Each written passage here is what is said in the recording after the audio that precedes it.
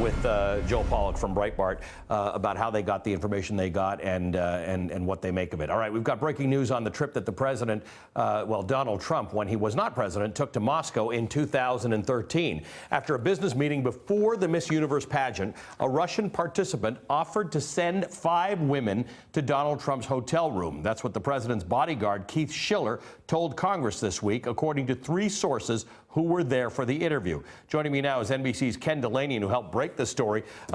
Ken, tell us what you've heard. Well, Ali, the most important thing about this is that Keith Schiller testified that he thought this offer was a joke.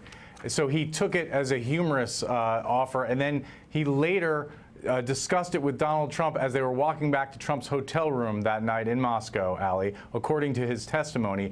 And the reason he was asked about this, of course, is because there's this dossier out there written by a former British intelligence officer which alleged that Donald Trump was cavorting with prostitutes at this hotel on this trip. And Schiller is adamantly denying that, saying that didn't happen, but here's, he said, what did happen. Now, he testified that he basically watched Donald Trump go to bed that night, stood in front of his hotel room for a time, and then eventually went to bed himself.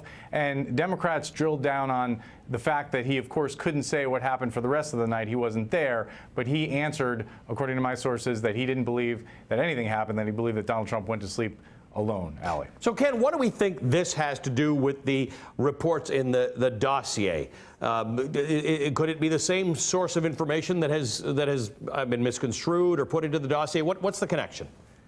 You know, that's a great question, and Katy Tur has been reporting that this story, this sort of alternate story, has been out there for a while. The idea that, no, what was alleged in the dossier didn't happen. Instead, what happened was that Keith Schiller was, an offer was conveyed to Keith Schiller, Donald Trump's longtime bodyguard, of these women, and he turned it down. So it's really unclear, you know, where this is all coming from. But it's just rather remarkable that we're even having this conversation. It is really remarkable that we're having this conversation. Has there been a response from the Trump camp on this?